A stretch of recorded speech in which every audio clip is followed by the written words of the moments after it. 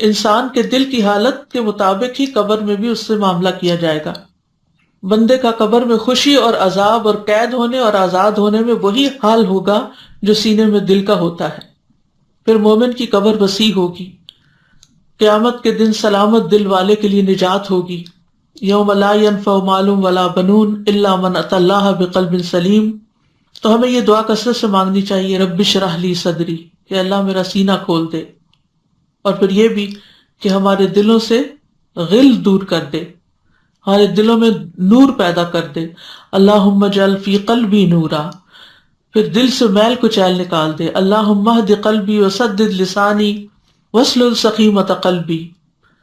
پھر اسی طرح دل کی طہارت کی دعا کرنی چاہیے. اللہم اغسل قلبی بماء الثلج والبرد ونقی قلبی من الخطایا کما نقیت الثوب الابیض من الدنس. اے اللہ میرے دل کو برف اور اولے کے پانی سے دھو دے اور میرے دل کو خطاؤں سے صاف کر دے.